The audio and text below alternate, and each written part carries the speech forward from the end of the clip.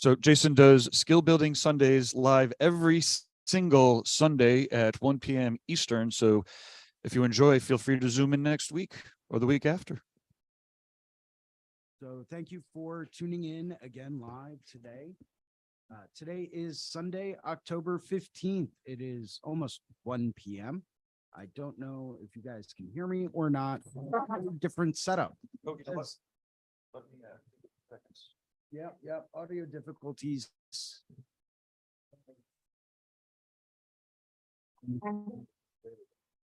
Better? Cool. So it is now 1 p.m. on Sunday, October 15th, and you were watching Skill Building Sunday with me, Jason Leeser. I will be your host for today. Today is going to be a little bit crazy because we are here live at Paradise Tattoo Gathering, where we have absolutely incredible caliber of artists here. I'm still fanboying out a little bit, and I have been perpetually for 3 days. It's a lot. When you can walk down any aisle or row and, see incredible artists like Sandy McAndrew, Soba's here building machines. Andy Chambers was here. So Nick Baxter was right around the corner from me. Tom Strum was here. You can't get better than the Paradise Gathering for education, for tattoos of any kind. You can't. We've been doing live collaborative artwork for the past 3 nights. I'll get more into that in a little bit because I do have an introduction I have to get through. So in that case, this is a live stream. I am your host. If you are a Reinventing the Tattoo member, real quick side note, please submit your tattoos for tonight's critique. We do need more submissions, so please email everything. Doesn't matter if you just did it, if it's not complete, everything, email it, send it to Sandy, send it to management at Reinventing the Tattoo, send it as a flash drive on a Raven, just get it to us somehow.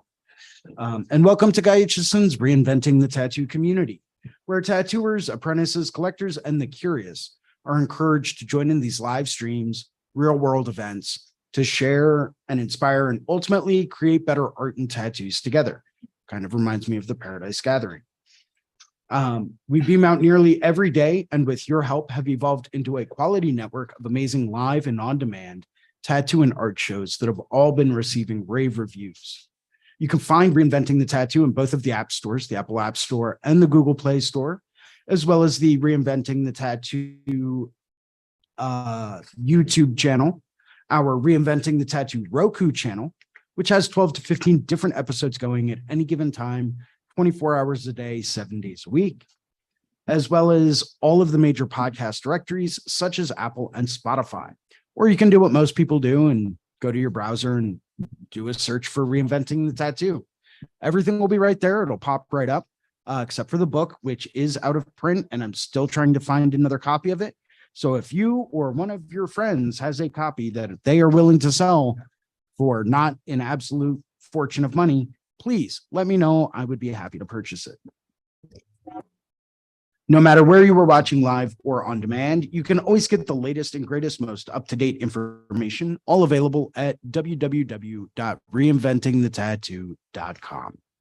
You can try it out for free. You do not have to subscribe right away, although we do recommend that you do, because it is totally worth it. Not that I'm trying to shamelessly plug anything, but we have a number of sample webinars you can pick from the Reinventing the Tattoo canon, or you can get some free advice from Guy about your unique goal setting, or you can take a comprehensive tattoo history course from Jay Brown. That's my favorite option. I'm a huge tattoo history nerd. Anyone that knows me knows that that is fact. I love tattoo history, all of it.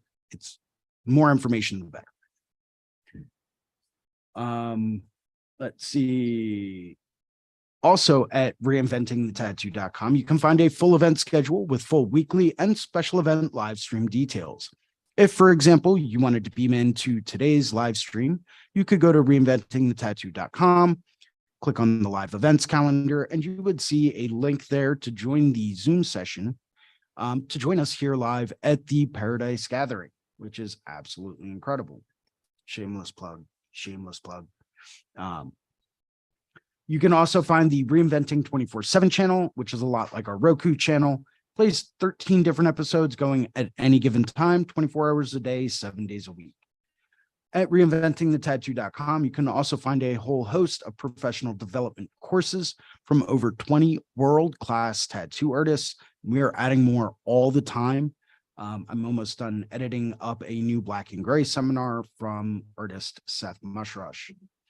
If this is working for you, please drop us a comment or in the chat. Please tag a friend who loves tattoos. We're always trying to get more people involved. Please tag everyone you know. Maybe they want to become a tattoo artist. Maybe they want to get tattooed. Who knows? Maybe they want to just get better at drawing. Tag everyone you know. It's not going to hurt. Trust me.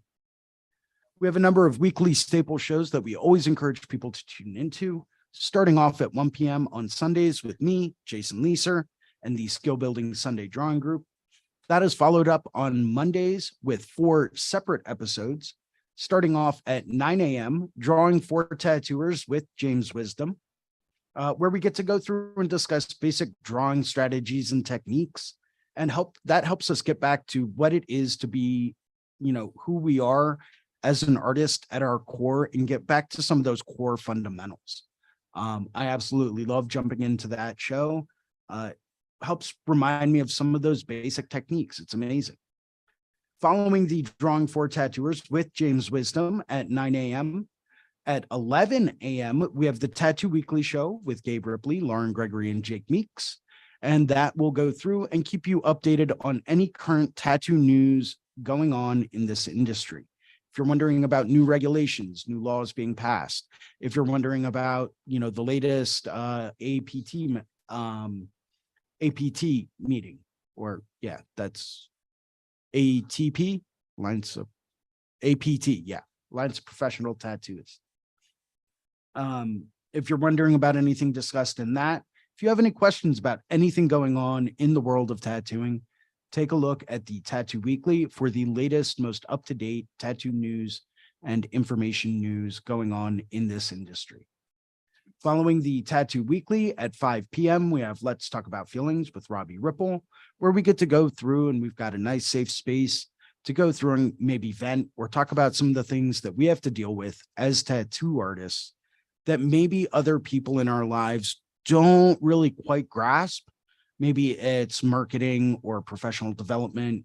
Maybe it's, dealing with time differences or prioritization of time, dealing with family life and home life and how we all want to be better tattooers, but maybe sometimes things are a little unbalanced at home. All of that and more can be discussed in a very safe, open environment with other tattoo artists, all at 5 p.m. Let's Talk About Feelings with Robbie Ripple on Monday evenings. Following that and capping off Mondays at 9 p.m., we have a live subscribers exclusive drawing group with Sandy McAndrew of the Reinventing Tattoo Network, where we get to go through and cover different parts of the Reinventing Tattoo canon live every Monday evening at 9 p.m. And we get to do a deep dive. We do live exercises, live drawing groups, and we really get to hone in some of those skills that we use that are discussed in the Reinventing the Tattoo canon. Following all of that, on Wednesdays at noon, we have the Tattoo Now show with Gabe Ripley, where we get to go through and discuss various parts of the business and industry side of tattooing. Maybe it's marketing, website management, maybe it's advertising, or how to get more people to come through the door. All of those topics and a lot more as far as the business aspects of tattooing are discussed. And that is the Tattoo Now show with Gabe Ripley at noon on Wednesdays. Following that and capping off the week on Thursdays at 6 p.m., we have the Tattoo Collecting 101 podcast with Fawn Baker, where we get to go through and listen to a lot of different tattoo stories. People have developed these amazing collections of tattoos over the years, and they like to share their stories about how they got them, what happened when they got them, maybe they traveled to get them, and a lot of other topics also get discussed at the Tattoo Collecting 101 podcast, and that is Thursdays at 6 p.m. Today, we are very fortunate. We are actually live coming to you from the Paradise Gathering here at beautiful Jiminy Peak, Massachusetts. And it is absolutely incredible here. Highly recommend you guys sign up for this the next time you get the chance. There is nowhere like this. No convention is like this. No experience you will ever have as a tattoo artist will ever be like this. You're literally on the side of a gorgeous mountain surrounded by amazing tattoo artists. And you can ask them whatever questions you want. Literally, they cannot escape. You can follow them. I don't recommend following them into the bathroom. That gets a little creepy. Please do not do that. Otherwise, you can find them, ask them questions. I was having breakfast with Nick Baxter this morning. Where else could I have done that? Yeah, I don't know either. Maybe that time I broke into his house. No, joking, just kidding. That was a joke. I don't do that kind of stuff. Would like to go through and thank a few of our sponsors. And I would like to start out. Let me turn this back on. Yay. Sorry, I am trying to multitask and do a lot of different things right now. There we go. Starting off with worldtattooevents.com, the largest, most comprehensive resource for tattoo events worldwide. They're constantly keeping everything updated and upgraded, and everything is 100% current. So if you are looking for a tattoo event or convention coming to a city or town near you, maybe it's one you want to visit. That's how I usually go through and book my vacations. I look at worldtattooevents.com, find a spot I want to travel to and see if there's a convention going on. If not, I probably change my destination, go to a tattoo convention somewhere else. That's only because I love tattooing that much. Following worldtattooevents.com. Let's see, that is tattoonow.com, technology for tattooers, the leading edge in professional development, management, and digital tools for tattoo artists of all levels. Tattoonow.com has been in the game for a very, very long time.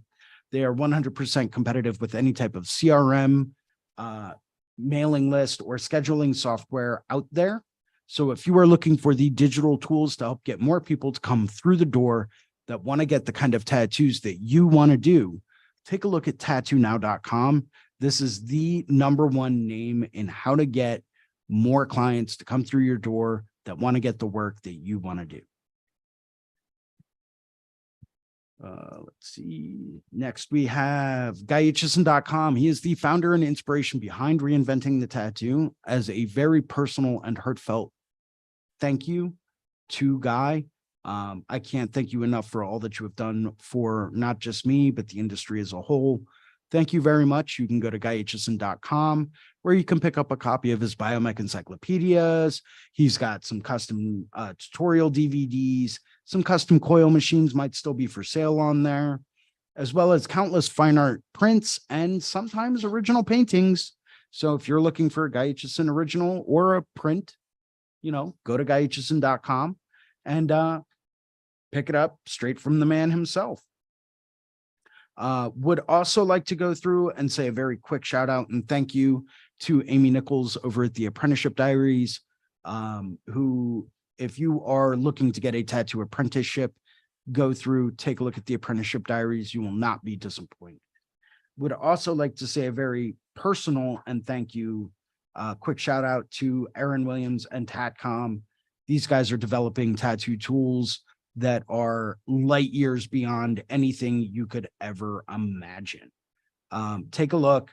They're absolutely awesome. I love them. And every time I talk to Aaron, he does incredible stuff. Let's see. As always, we ask that if you like today's show, please post a positive review on the channel. Help us get the word out. Make sure to hit that like and subscribe button down at the bottom of the page for all of the latest episodes and notifications for new episodes. If you would like to host a Reinventing the Tattoo event, become a sponsor of our community, or if you are looking for a fine art or a tattoo critique, you can always email management@reinventingthetattoo.com and we will get back to you just as soon as we can. Would also like to go through and say a very quick apology to people that might be beaming in today. I have been up for the past few days with very little sleep. I am very dehydrated from certain things. We're not going to get into that. Last night was a very, very late night, but it was an amazing night. We created some incredible live artwork with some absolutely unbelievable artists. Gunnar jumped in on some of it. We had Andy Chambers was there. He was in more of a supervisory role. Sandy McAndrew jumped in on a lot of it and absolutely crushed some of the collaboration art last night. There will be photos to follow of that. Don't be surprised. Take a look on the Paradise Tattoo Gathering website. If you would like to purchase prints of the collaborative art that was created over the past couple of days, please, by all means, go through. I should have those scanned and up on the website fairly soon. I'm still up in Jiminy Peak and have not yet gone back to get a hold of my scanner. So give me a couple days at least. But prints of the collaborative artwork will be available just as soon as I can scan them. We've got Henry Tattoos by Spirit, who has joined us today. I'm going to go through and the volume might be a bit loud, so I don't know who's controlling the audio, but you may want to turn it down a little bit. No, looks like they left anyway. Not a big deal. Cool. So today I'm just working in Procreate for a little bit here at Jiminy Peak. I did do a Procreate seminar, and I just wanted to go through and kind of tighten up this little dragon that I've been working on, that I'm actually also working on as a live painting. If you want to join me in the crane building after today's episode, I would be happy to go through and you can watch me paint live as long as I still have some stuff set up to do that. Yeah, so I'm just kind of going through. This is all a very rough black and gray draft that I'm creating. I always like to do this before I create a large scale live analog painting. Just helps me block in some values, gives me an idea of where I want my light source to be. How do I want things to look? Not that that probably won't change in the actual painting. It usually does. I almost never stick to this kind of stuff, but it does give me an idea of what it could look like. Maybe I want to push my darks. Maybe I want to, increase the contrast a little bit more than usual. But it allows me to go through and do some testing, do some developing before I ever lay brush to paper or brush to canvas in some cases. It just allows me to go through and play around a little bit so that I could see what the potential could be for some of the things that I want to do. Maybe I want to make this horn here a bit more textured. Maybe I want to add some more bumps or some craters. Maybe I want to give it some of that wood grain kind of look. Or on the opposite end of the spectrum, if I go through and I kind of erase what I just did, I've got a lot of different options. I could go through and just do basically a very large solid gradient. I could take it all the way from super dark at the edges of the horns, and I could bring it all the way in. This would allow me to create a very dynamic contrast. However, I don't want to keep it super light because I've got a very light edge. Let's create another layer because I like layers. Yay, layers. I have a very light edge here. So what I would say is be careful, because if you have a light here, you don't want to go with the light here. It's going to look kind of drowned out. So what I would instead recommend, not that this is, anyone's artwork or I'm critiquing anything, but, sometimes, and most of the time, I do enjoy critiquing myself. So if I was going to add a bit more shadowing or a long gradient, I'd probably start out down here at the bottom and swing that all the way out to the top. Sometimes you have to go through and blend it out a little bit.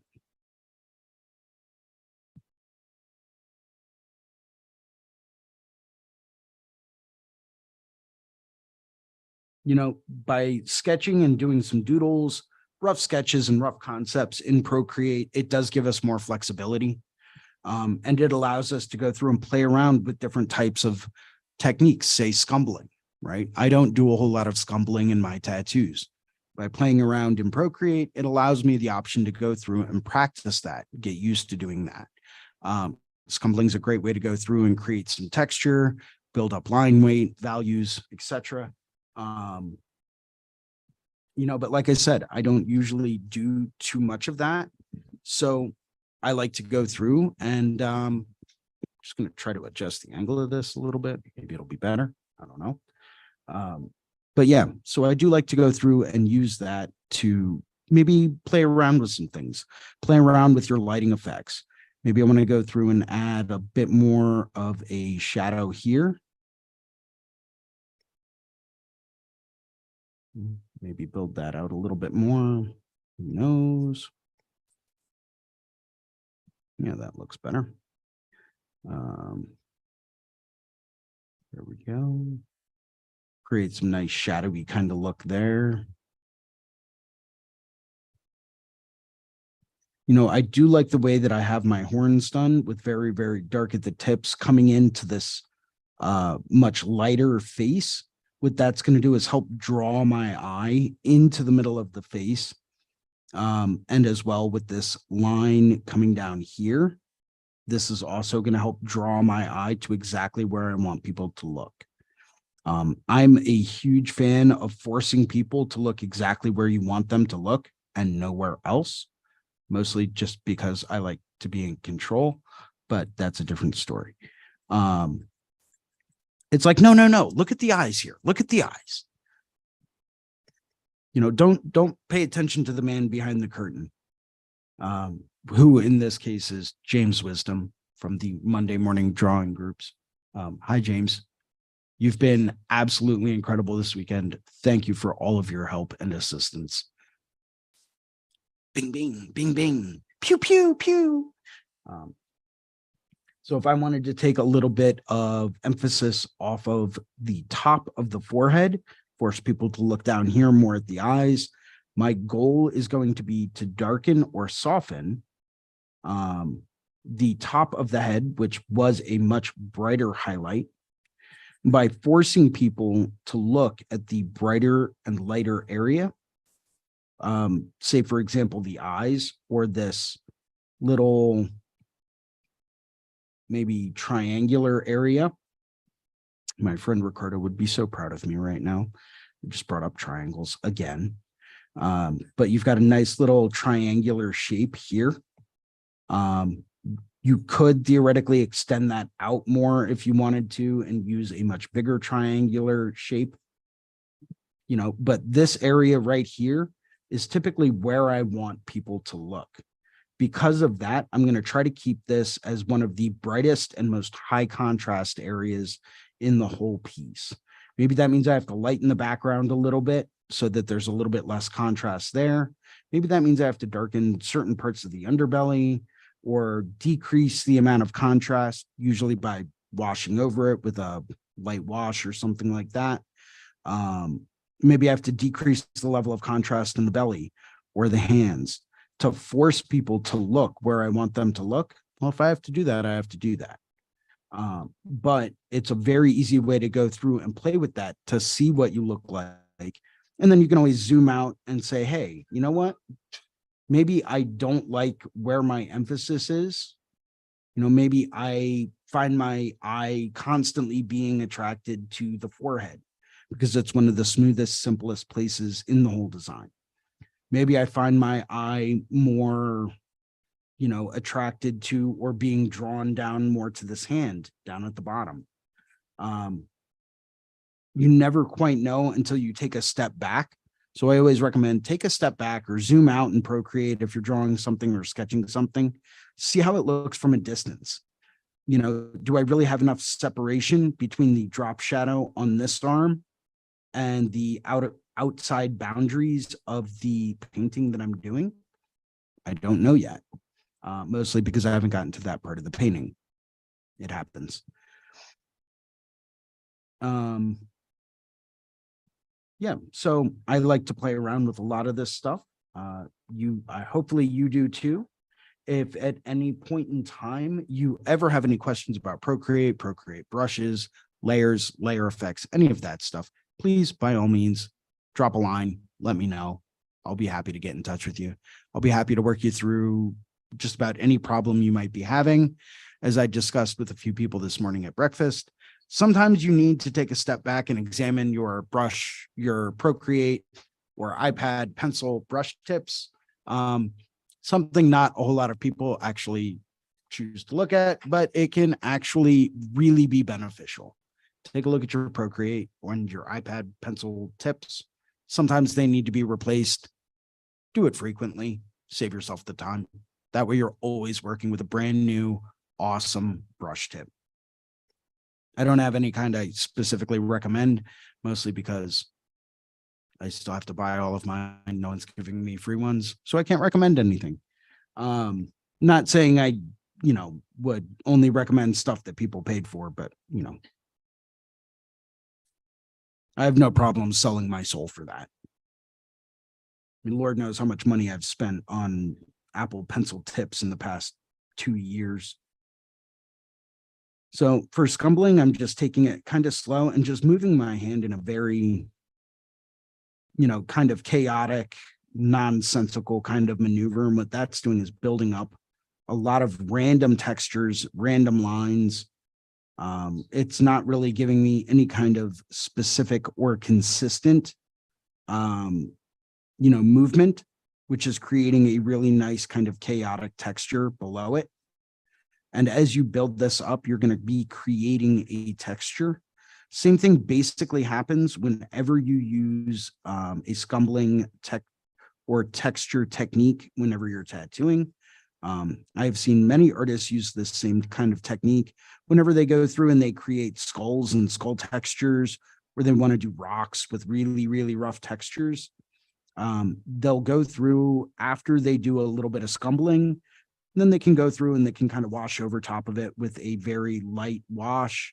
Sometimes maybe it's more of a gray, like a mid-tone gray wash. All kind of depends on what kind of a look they're trying to achieve and what tone they start out with when they're scumbling.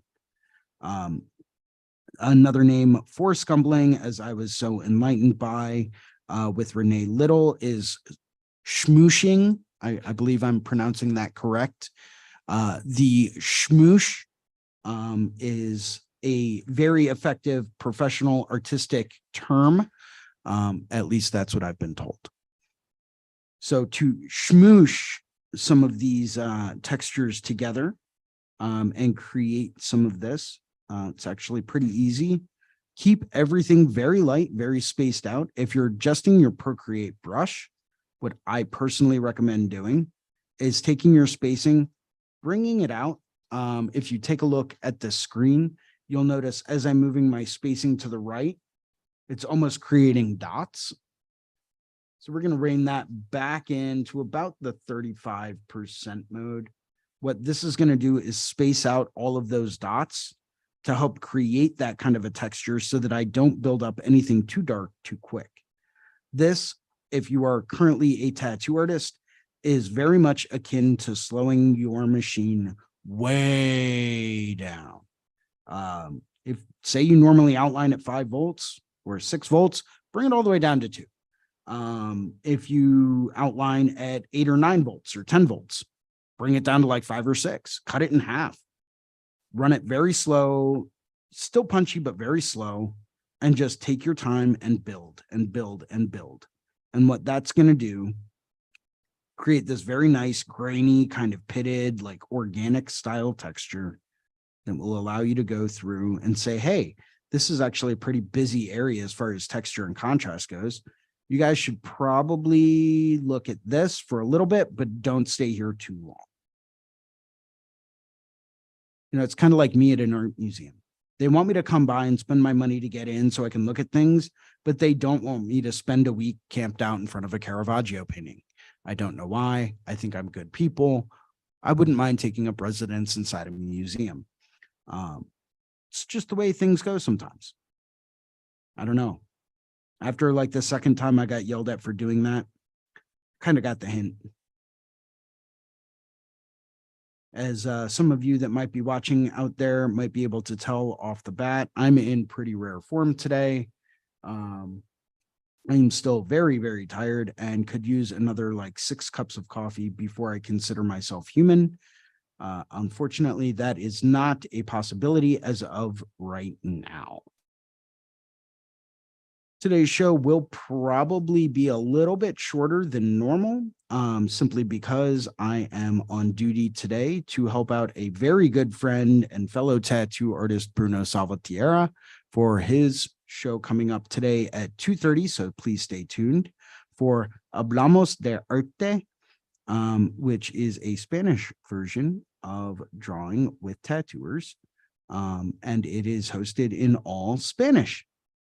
It's a wonderful show, wonderful topic to be discussed. Everything is in Spanish, and it's always nice to get people that have different backgrounds from different cultures and to see how they interpret different things. Maybe there are certain things that are more prevalent in their culture or their society that lend them to working in a very different, very specific kind of way than maybe what we are normally exposed to.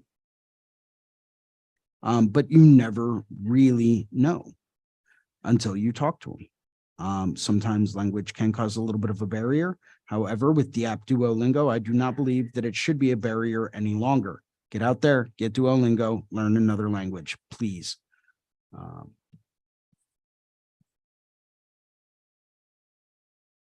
Smooth some of this out. That way I've got a more smooth tone. Just kind of toning down some of this. That way it doesn't stand out quite so much. By toning it down, what I mean is taking a layer of light gray, kind of going over the whole thing with it a little bit. What that's going to do is decrease the amount of contrast. So I'm not having such a stark contrast between my light tones and my dark tones. By decreasing the contrast there, that allows any parts that are pretty light, for example, parts of this knuckle and hand, parts of the beard and the teeth. What it does is it helps isolate a lot of these other tones and a lot of these other, say, underbelly scales and things of that nature. It pushes those further into the background to allow things that have a much higher level of contrast to come forward. You know, it's kind of like the old adage that if you use all bright colors, then none of the colors are bright. Well, in this case, if everything's got a nice bright white, highlight to it, then nothing is actually technically bright. Those have to be toned down a little bit, whether it's via color temperature, hue, saturation level. Don't know, right? It could be any number of different things, but tone it down. Allow people to look where you want them to look, but then try to get them to continue looking there as long as they can, right? For example, I'm noticing a lot of confusion in between the separation between the spinal spines here and this horn in the front. So I have 2 options. I can either go through and lighten the horn to allow that to stand out even further, or I can go through and I can darken the spinal spines, or I can darken the horn, and that will allow that to kind of stand out a bit more. So what I'm going to do is just hit this with a very, very kind of light, quick layer of black and gray, and that's going to help tone some things down for me so that I can go through and take a look and see if I have the right level of contrast, and if in fact my eye is looking exactly where I want people to look. Probably need to tone this guy down a bit more. Same thing here and here.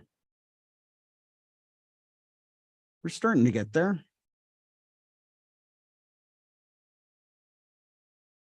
but I don't want to go too dark. I don't want to go as dark as the background.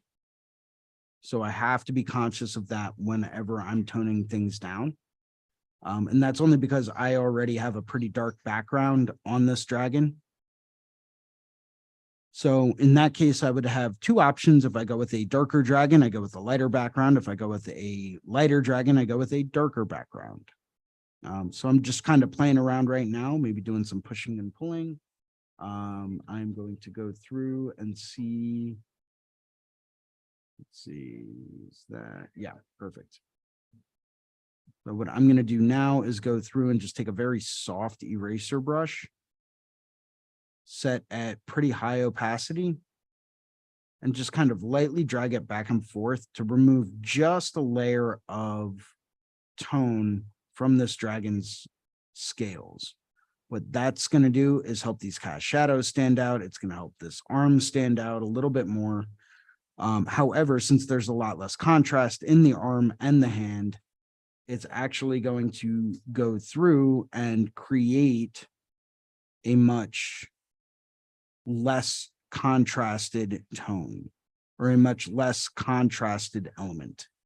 What that's going to do is make things a lot more subtle and help us maintain focus on the spots that we want to focus on.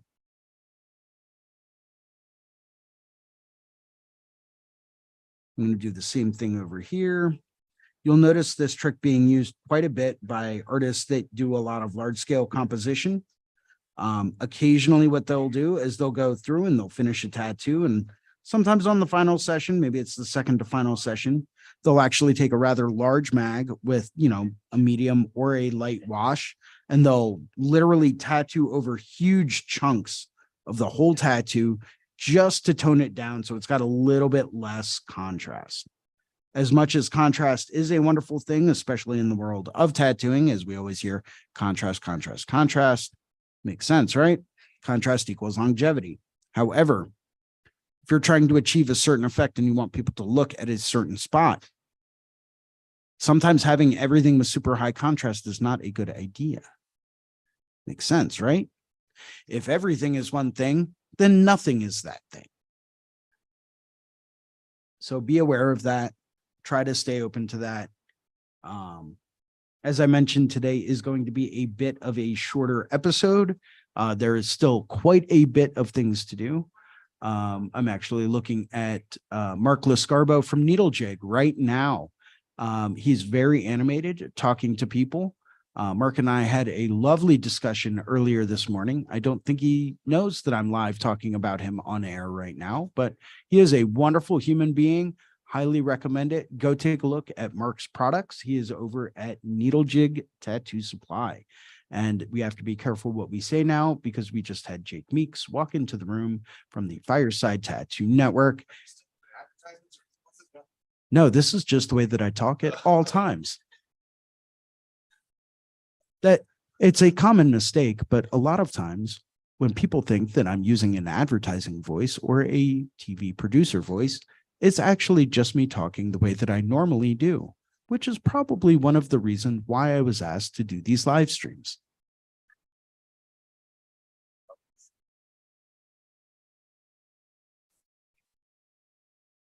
I don't know what it is, and I don't know why, but I'm going to continue doing what I do because it makes me feel happy and it's keeping me awake right now. So let's see. I'm not quite sure what my favorite part so far this weekend at Paradise Gathering has been. There has been quite a bit to go over. I think, honestly, the collaborative art in the evenings is something that I really enjoyed the most. That and getting to make some new friends that, when you're bonding over creating art with people, they become friends for a while. Maybe not your whole life, you don't know, but usually at least for a while. Yeah, I'm really looking forward to doing this again, hopefully in the future. From everything I've heard, maybe next year we can go through and we can do some additional collaborative art. As I mentioned during the intro today, should anyone want to purchase copies of the collaborative artwork that was produced here at the Paradise Gathering 2023, please go to the Paradise Gathering website. That is tattoogathering.com within the next couple of weeks, and there should be prints available for sale on the website. All proceeds will go through to the Paradise Gathering group that helps put on the show. So please go through, help support them. Doing shows like this is not very cheap, to say the least. And you know, they deserve to be compensated for bringing such amazing people together. Really appreciate that. So we also ask that you purchase a Paradise t-shirt. They're $50 a piece, right? Yeah, $50 a piece, Paradise t-shirts. $20 a piece if you're here in person. Or just period. Just 20. I thought they were 50. I don't know, maybe someone lied to me. They're 20. $20 flat, here or not. Paradise Tattoo Gathering t-shirts. Need to grab one. Absolutely. It's like a requirement. Yeah, they are right over there at the Fireside booth. That is the inside Fireside booth. Paradise Gathering tattoo t-shirts, $20 a piece. Purchase one for you, one for your cat, one for your dog, one for your friends. All of them, all of the friends you have need a Paradise Gathering tattoo t-shirt. You have to buy one. Birds, yes, birds. If you have a snake, snakes love t-shirts. Buy your snake a t-shirt. Dogs, gerbils, hamsters. Buy them all a Paradise Tattoo Gathering t-shirt. They need one. They're crying right now because they don't have one. On that note, I'm actually going to sign off for the day. I think I'm probably losing my mind by now, but it has been an absolutely incredible weekend. I ask any of you, please, if you have questions about anything I'm drawing, anything I'm doing, Procreate questions, fine art questions, anything of that nature, please let me know, hit me up. I'll be happy to discuss anything you want. I appreciate your time today. And I cannot wait to come back to Paradise Gathering. Catch me next Sunday. That is Sunday, the 22nd, here live on the Reinventing the Tattoo Network, live at 1 p.m. Eastern Standard Time. Thank you very much for your time, and I hope you guys have a